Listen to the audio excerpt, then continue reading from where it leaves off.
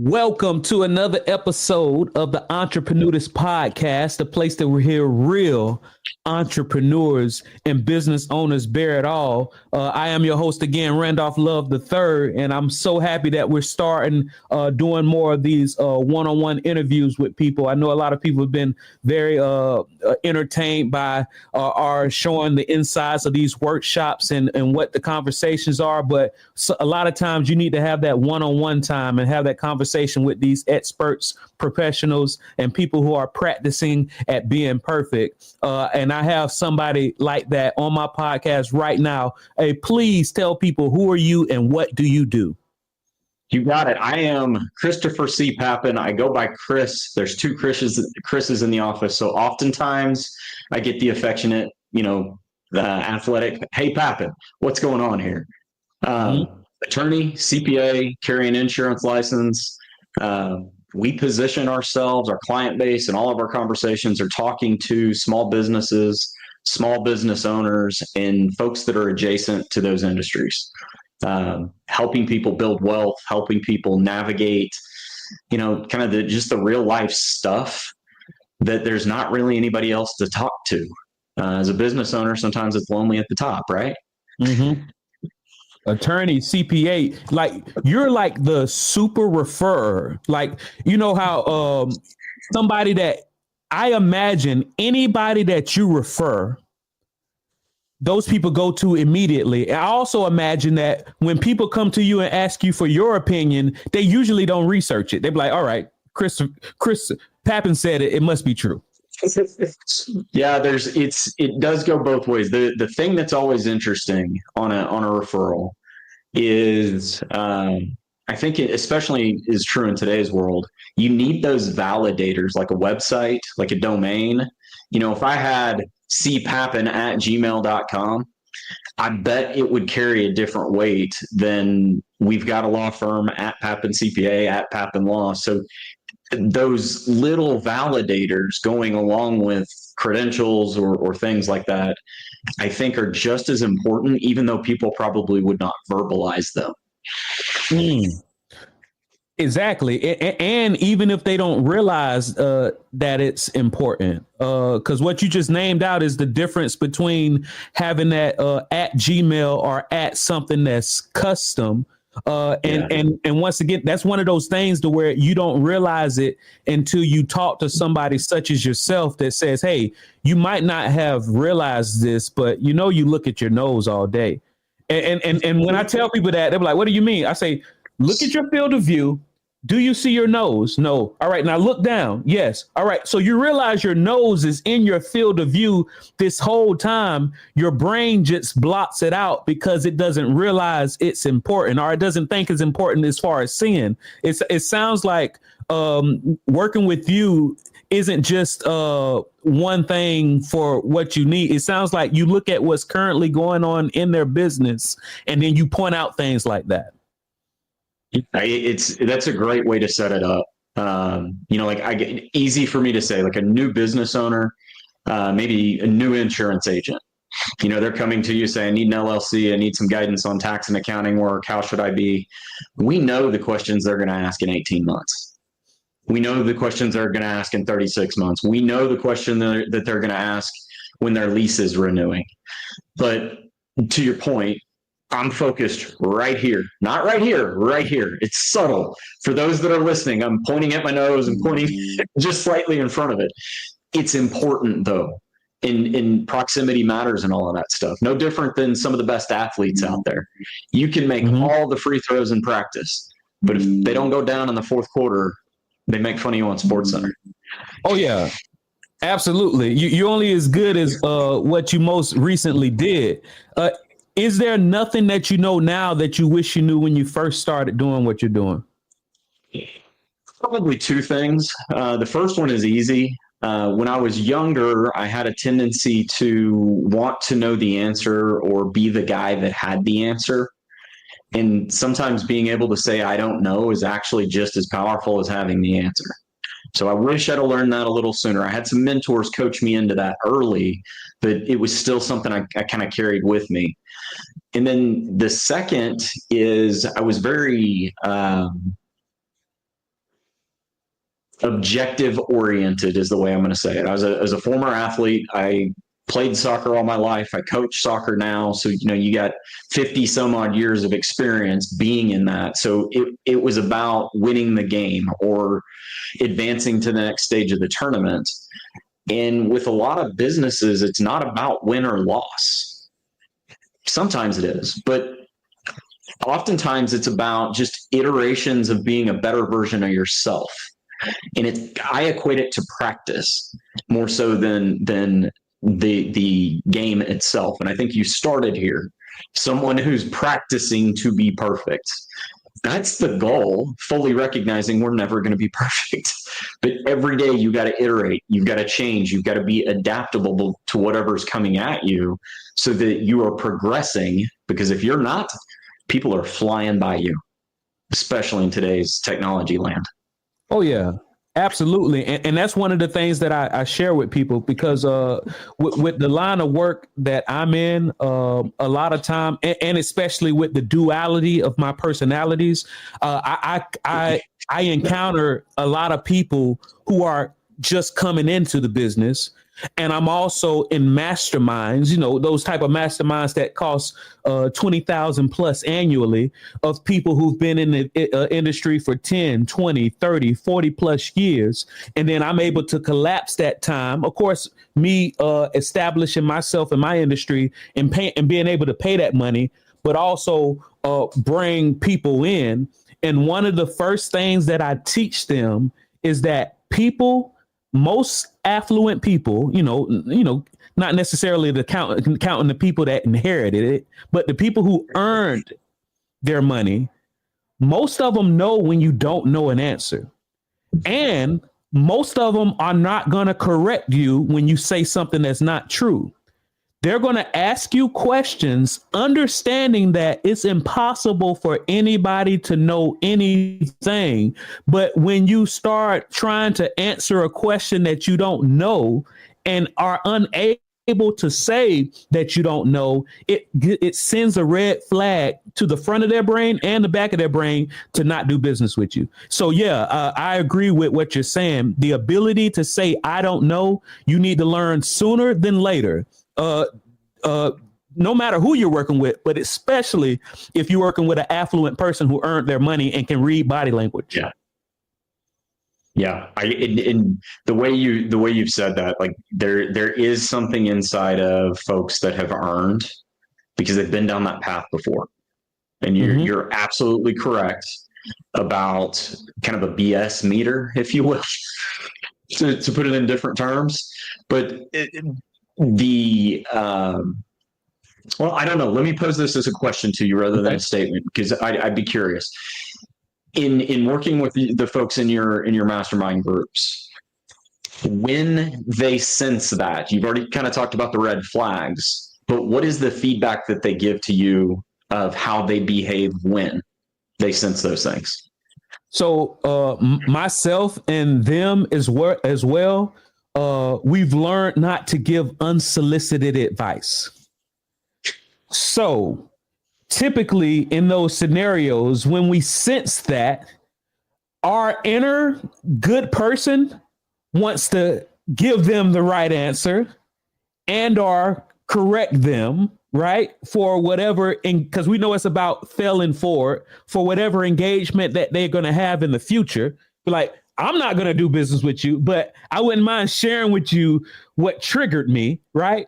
But in those instances, unless somebody asks them or myself explicitly, I'm not going to necessarily say what, I'm not going to voluntarily say what triggered that red flag. I'm just going to, nod and politely end the conversation and move forward.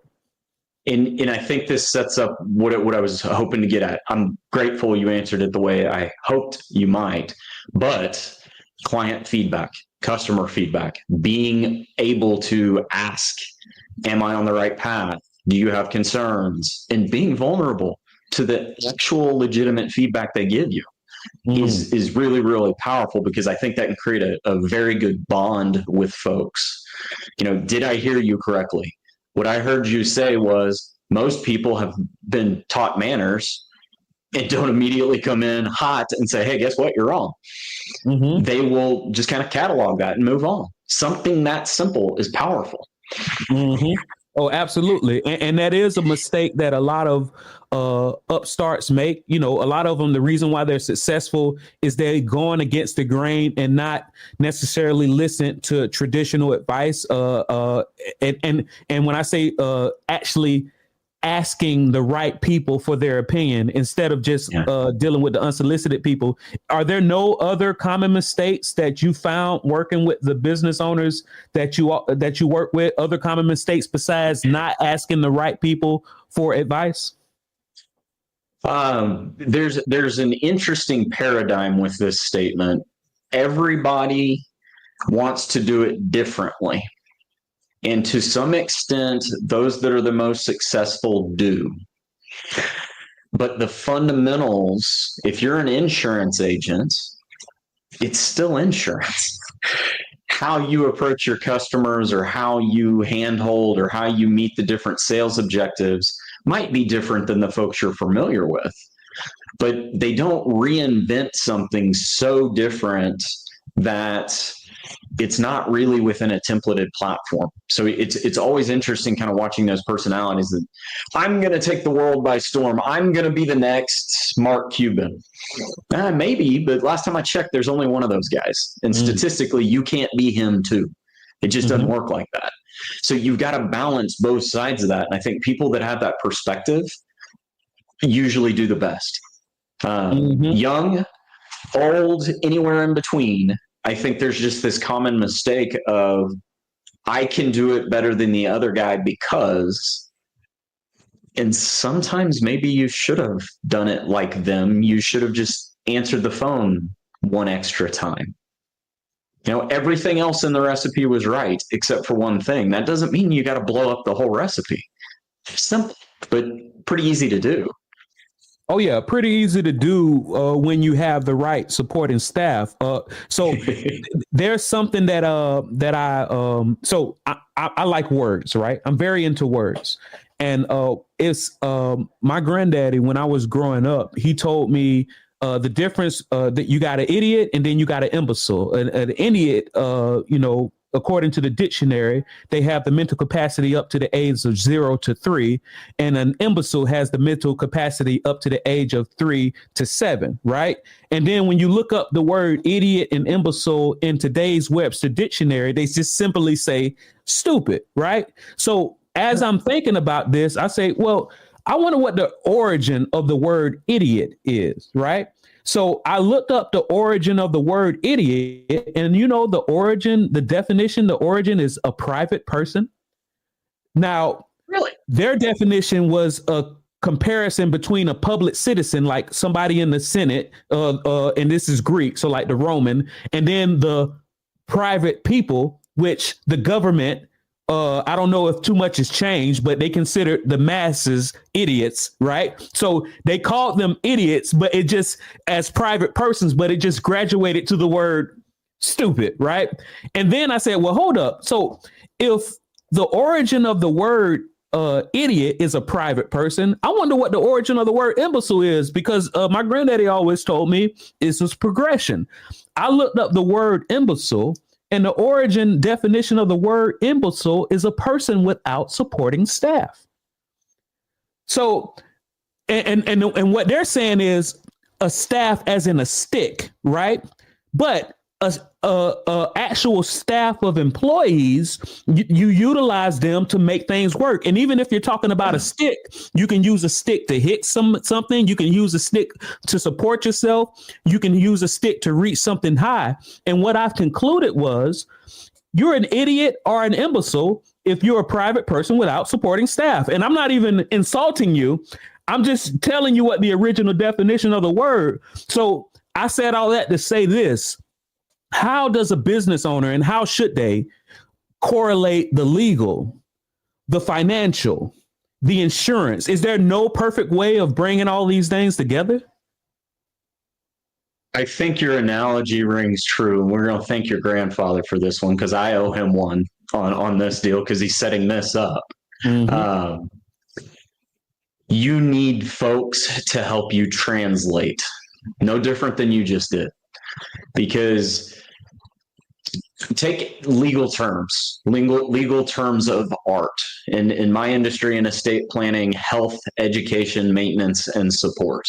That is a term of art. It's 4 words that mean you're going to live like you did yesterday. When people read that, they think hospital or school or maintenance. I mean, what the heck is maintenance to a person, right? Okay, getting my hair cut. So it feels different, but that translation process, having somebody be able to help you kind of cross that bridge of what is that term of art, or, sometimes just as simple as buying a business book that is generic, that can kind of give you some vocabulary terms that other people are using. I'm going to make fun of some clients here. I'm going to ask you a question on the back end.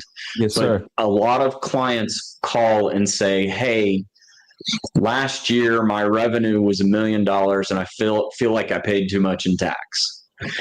And I will say something like, congratulations, you must not have very many expenses. And they're taken back by it. What they meant was my net income. And again, I'm using terms of art inside of accounting, but I set this up in the sense of, they said revenue, which is the number before expenses. They meant net. I made a sarcastic remark just to pull out, to figure out the meaning. And some people will laugh at me and say, you got me. Really, I was talking about other net income in some form. Others will say something like, I don't understand what you're talking about, or why are you making fun? I called you to help me. Like, instantly you can tell there's confusion. So in this scenario, and you said it yourself, you're a man of words. Yes. You're also a very intelligent person who's willing to do a little bit of homework. How would you self-help if I said something like that to you? How would you figure out what I meant? If somebody called me and said, I just paid $200,000 in taxes, and your question is, what would be my response to that? Yeah. I'm trying to think, because the way that I usually, and just so you know, the way my business model works is usually I come in through, just like you said, it sounds like your business model of educating people on estate planning. What I've discovered is if your introduction to somebody is about money, they get defensive. But if your introduction to them is about setting up their, doing their estate plan and helping them getting everything organized, they're open. And the benefit is you've helped them set up their foundation. That's their immediate payoff. And the immediate payoff for somebody like me who helps people with business, the exit planning and the retirement, is now I was able to collect the information that I need in order to put together the best strategies possible for you. Right. So usually I don't have that conversation of, I paid this much in taxes. Usually people they don't even realize the amount that they're paying is unreasonable. So usually I'm the one that's making that. But if somebody were to come to me and that's how they introduce themselves, like, hey, good to meet you, Randolph. I paid over $200,000 in taxes. My immediate action question would be, for what reason and how? And so tell me what you do. How do you do it? And then I will go from there. But yeah, it sounds like maybe your response might be better. Your response, it's kind of like it confuses them initially. It almost congratulates, because paying $200,000 in taxes is what I call a good problem. Right. There are all types of problems. Assuming you've got the infrastructure to absorb it. Yeah. Go ahead. Sorry. Where I was going with this is your approach is education based, which is, I think, what a lot of planners try to do.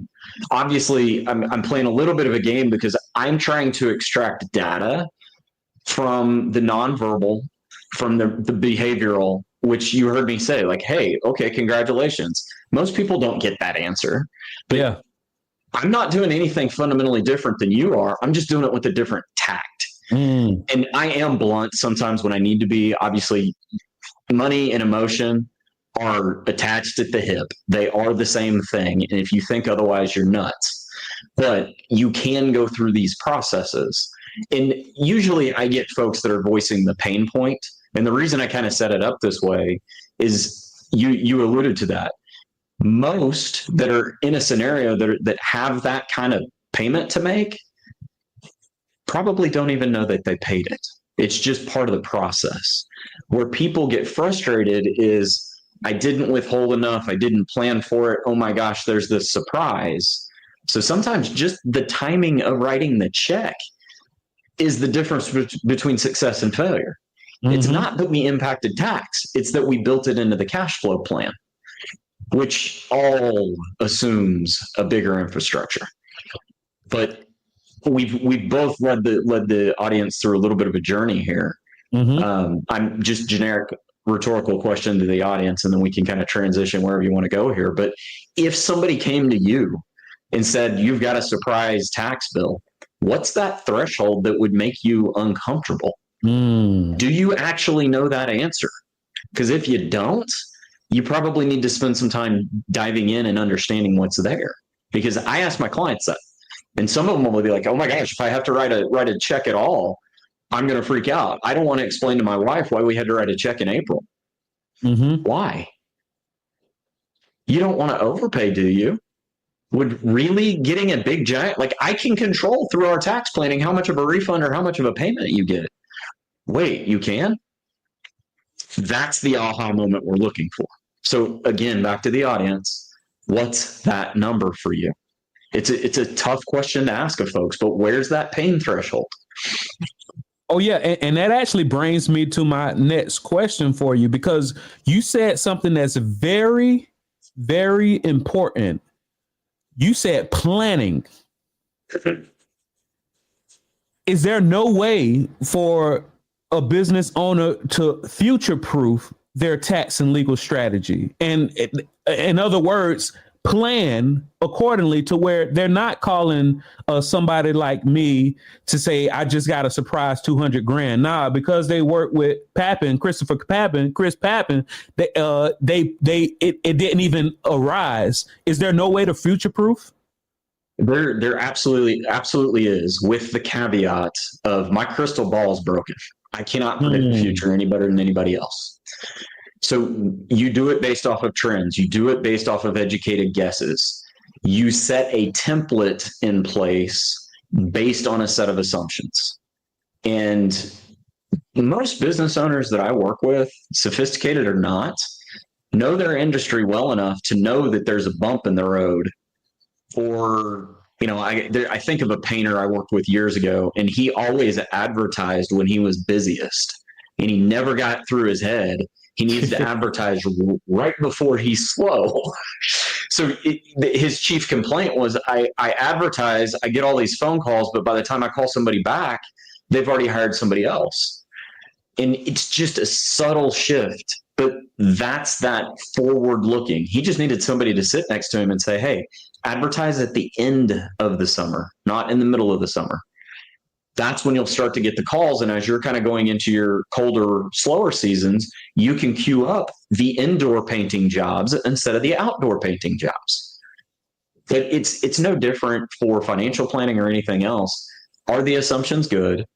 If they're not, do you have a meeting cadence, or do you have somebody who is kind of on call?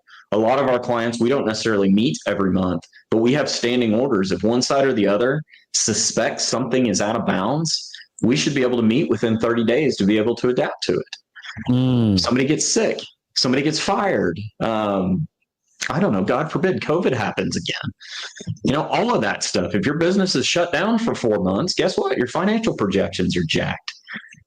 That's where you adapt and overcome and build a new set of assumptions. It seems pretty easy. It's really hard because we're all guessing. I'm sure you've been in planning and budgeting scenarios where folks are saying, well, I don't really know how to determine this number, right?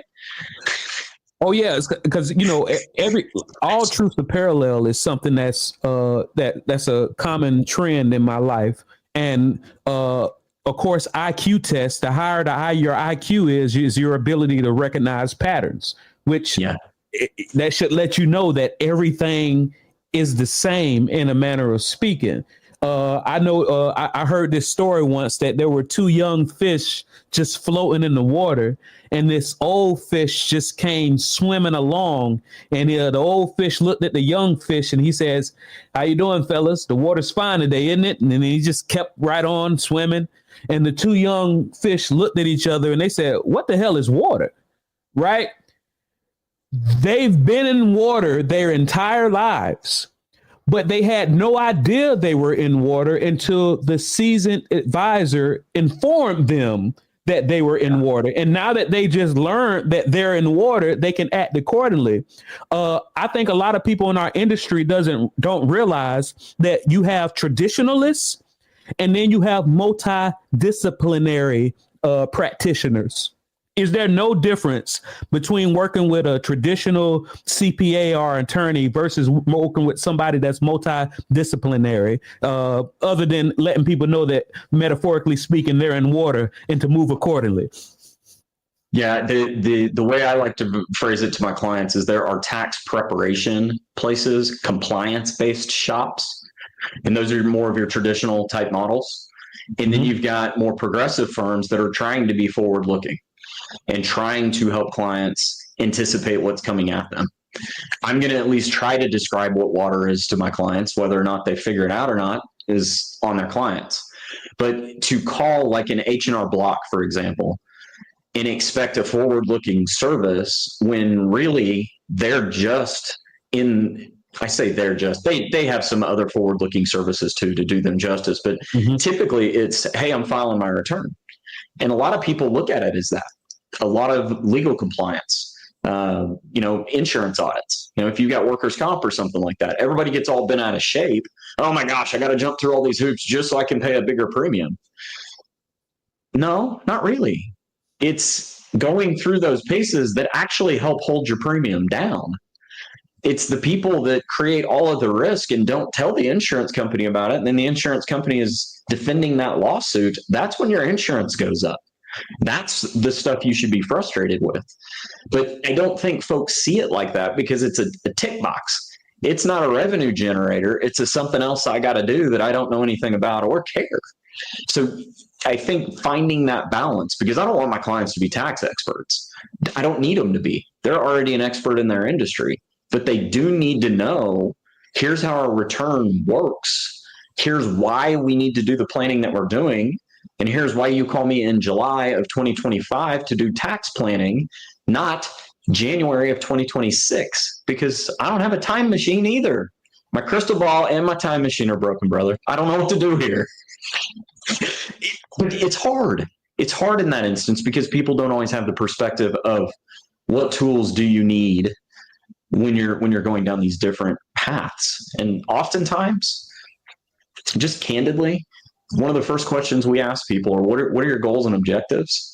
And I think sometimes we get lost in, my kids got a something and then they got sick, and on the way home from soccer practice, I got to get dinner, and life is playing there. And we forget what our objective is for our business day.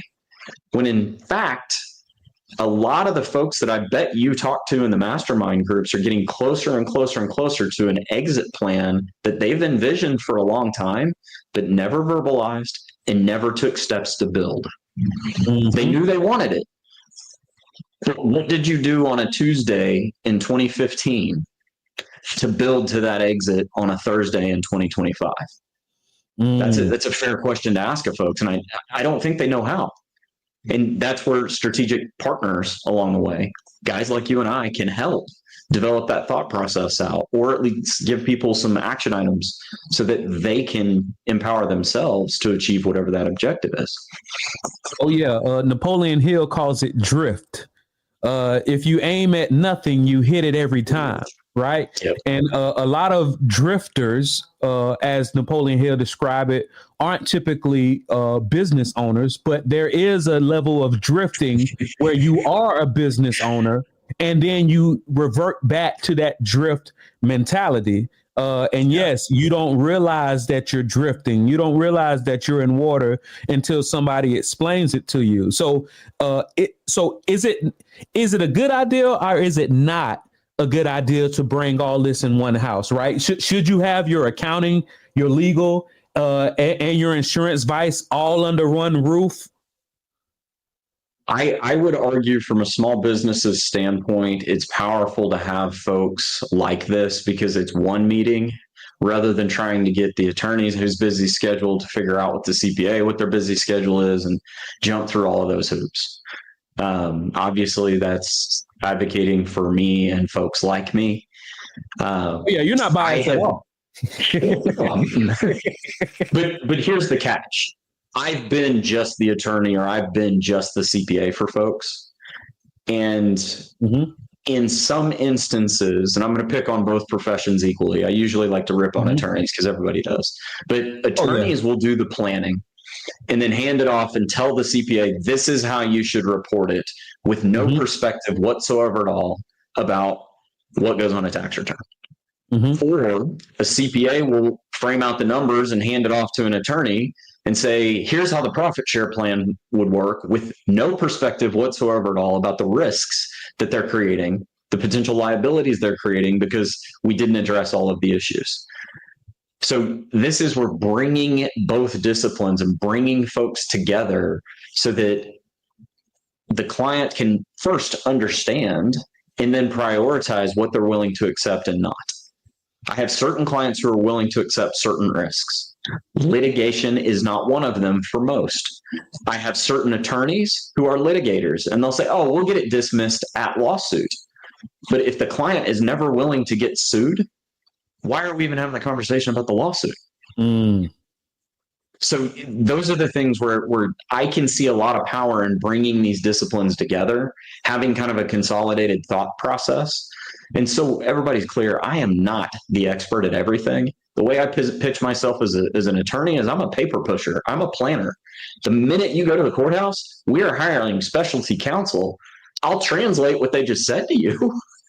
But no, I'm not going to go to the courthouse and litigate. I can't do all of those things. But as a board member to our clients, if you will, I have a unique discipline to sit next to you shoulder to shoulder and say, hey, when the attorney said when discovery is over, that could be a 6 or 8 month process. That's going to be a document grab. That's going to be depositions where you've got to get interviewed by the other attorneys. There's going to be interrogatories. There's a whole bunch of steps in that, not just, hey, when you finish filling out this email. I mean, that's the beginning, but there's that translation process all over again. So there's layers inside of that, but I think the most powerful one is what resources do you want and need? If you don't know, I think interviewing folks, like go through a process, interview somebody like me, interview a law firm independently, interview a CPA firm, interview a bunch of different insurance agents. Everybody has a different style. Everybody has a different communication path. I tell my clients I am not a good babysitter. If you are the client that needs 38 reminders, there's 2 paths. You get one email and we'll never do it, or you get one email with automated reminders until you figure it out. Those are the 2 paths. There's not really anything in between because some folks just need, hey, let me get on the phone with you and do A, B, and C. That's not my style. So maybe you want a firm that does things like that. And that's, a personal question and sometimes hard to know because you don't know until you've been through the journey. But that's part of the journey. Embrace it. Love it. You can always change. There's nothing wrong with how you describe yourself as the person's board member. And so, some people might say, because, a lot of times I got a lot of attorney friends, colleagues, customers, and I've had multiple attorneys tell me in different segments that the reason why they make so much money is because people hate to read. The reason that's what they say. And if you think about it, the people that you want on your board are the people who love doing board work. And when I say board, I mean BORED and not BOAR, because a lot of it can be very meticulous and it's a lot of information. And it sounds like what you're saying is when you're dealing with a company that has all of this under one roof, you avoid metaphorically speaking, like a game of telephone. You know that game of telephone where you have one person whisper it in the ear and then the next person whisper it in the other ear, and just three people, that message has completely changed from that first whisper. And it sounds like when you're dealing with a multi-disciplinary firm that does all of this under one roof, the legal, the accounting, the insurance, information moves at the speed of light, and it reduces the chances of things getting lost in translation. Let's be clear. I'm an attorney. Nothing moves at the speed of light. I'm poking fun at all the guys, right? Attorneys always take too long. There's always a problem. But yes, you're right. I do think consolidating it helps that pace. You know, it is the analogy on the telephone game. If I call the client and say the sky is blue, and the client calls back and says, hey, let's talk about that guy that is blue. What? We were talking about the sky, not a guy. But there's the dysfunction of the telephone game. So it's important that you get the right people on the right page. You know, there's what's the book? The right people on the right people in the right seats on the right bus. Traction. There we go. Traction. That's what I'm trying to think of. That is incredibly powerful.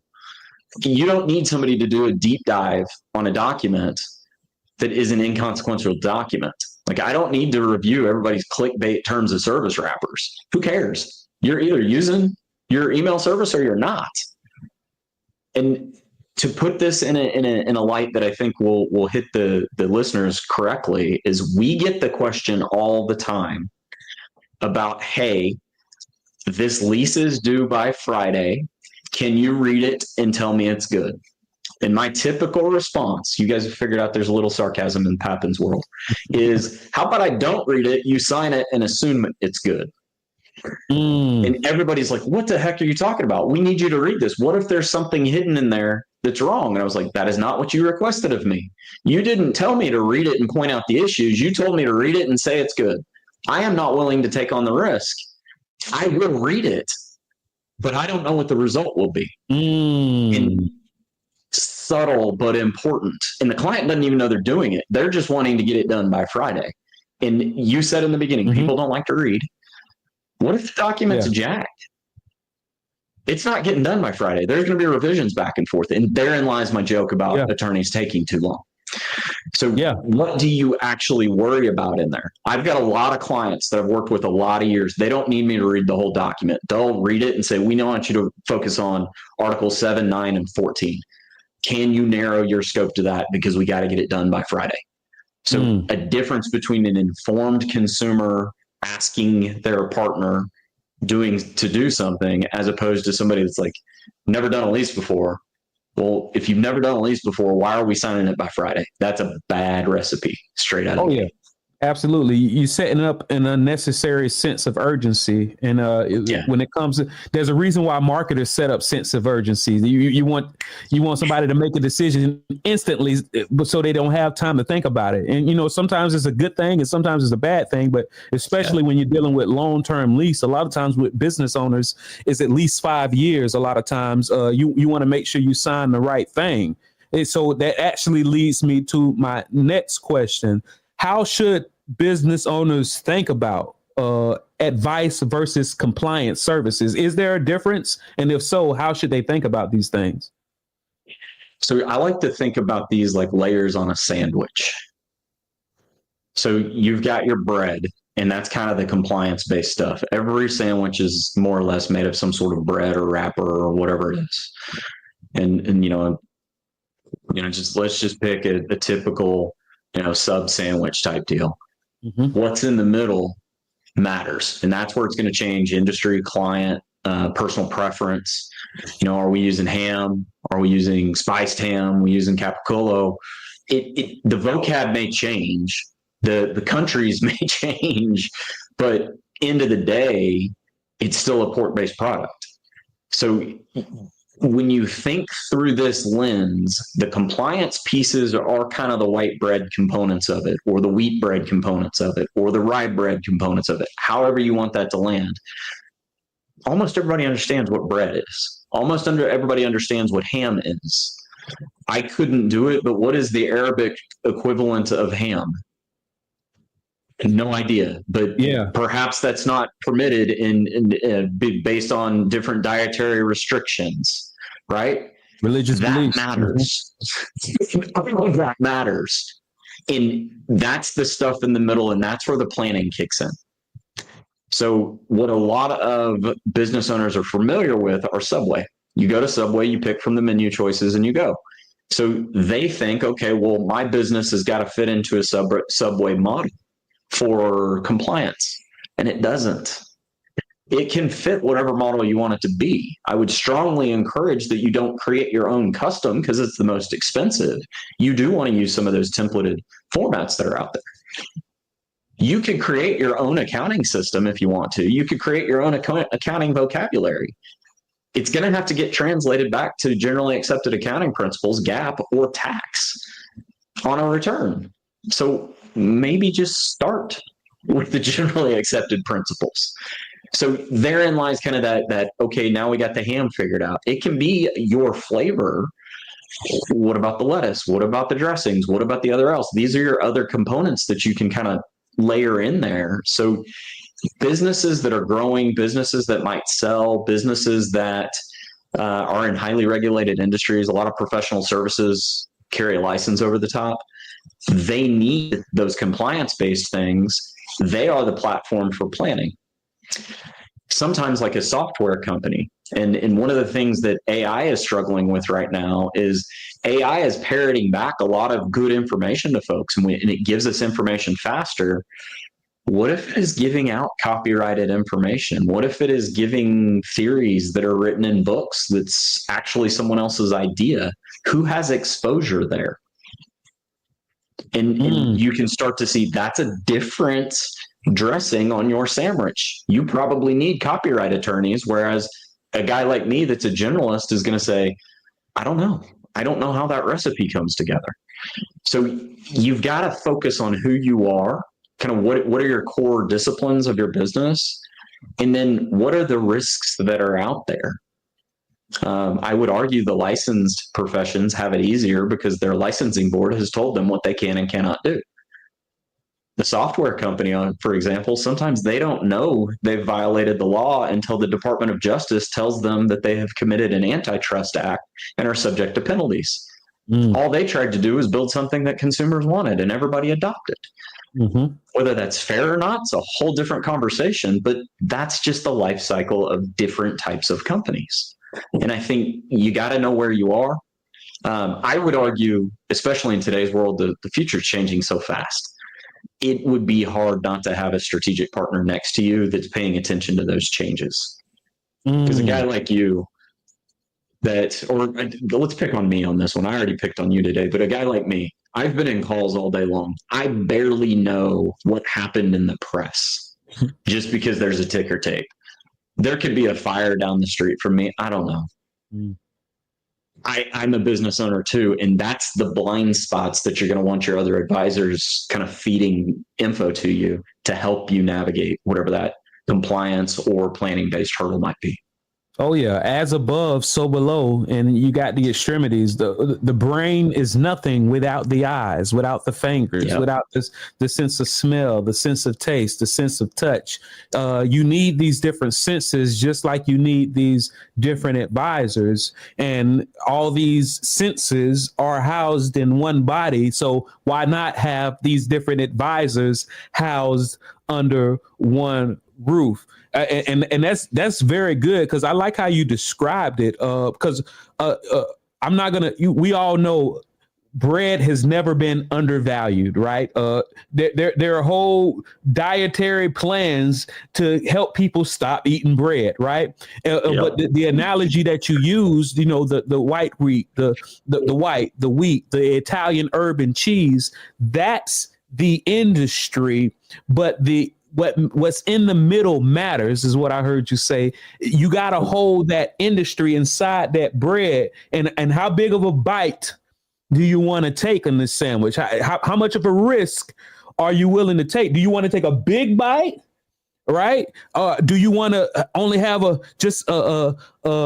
grilled cheese sandwich where it's a small bite, but you got all those senses of flavor? Or do you want to pay an absurd amount to take one of those challenges at that restaurant to where if you finish your sandwich in a certain amount of time, you get the free meal, meaning that if you're willing to take more risk based off of the knowledge that you receive, are you willing to potentially risk what most people wouldn't for the bigger payout, but being advised by somebody such as yourself along the way?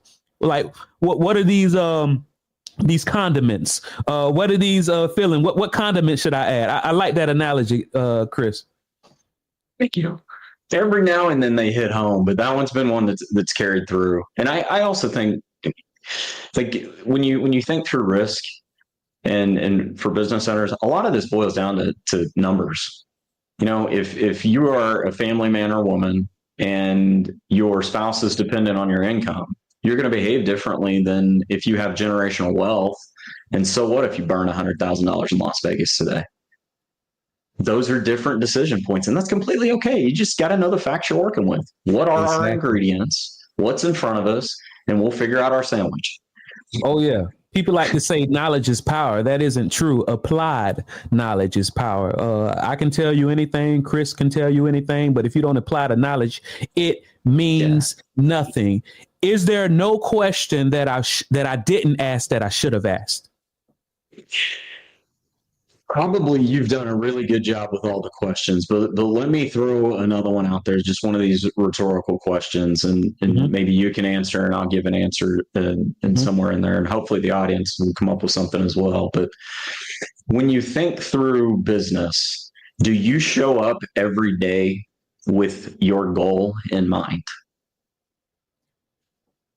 That's a good rhetorical question, and I can answer that question. I definitely do. I have, if you haven't figured out, I'm a big fan of Napoleon Hill, so I have a definite chief aim, as he refers to it, and like he says, we're all subject to what they call hypnotic rhythm, either bad or good. And so, yes, every day I show up with that definite chief aim in mind. And go from there. But I know most people don't. And I think a lot of people that you just posed this question to, they're going to, whether you say it rhetorical or not, they would have treated it as rhetorical. They would have changed the subject. They wouldn't answer the question. And this would be my challenge to the audience. Go write that one down and answer it. And in my case, the story I like to tell is the chief aim might be slightly different day to day or week to week. But let's, NBA Finals kind of went through recently. Let's think our way through that. It was a 7-game series. It was a tough series. Go OKC, because I'm in OKC. Played out for us. But there were definite points in that where you could watch both teams make strategic decisions based on a 7-game series, not a 1-game series. And that's what I think is important with people's intentionality. I think we show up on a Monday to get to 5 o'clock and leave, when in reality, you should be showing up on a Monday, setting up your Friday, or setting up your next Monday, or setting up your next month. And therein lies that power of intentionality by going through there. So I hope that was a fair random question to ask, but it's just subtle, because if you win game 6 at all costs and you lose game 7, you still lost the title. That's tough sometimes. And I don't think people think through the intentionality. We're worried about what's on fire right here, right now, today. Oh yeah, because when I heard that analogy of somebody preparing for game 1 instead of all the way out to game 7, I imagined somebody like just comparatively speaking, blowing their load, like just busting a gasket on that first game. And almost, and then you can't, just to put another sports analogy, you can't make it to the championship rounds.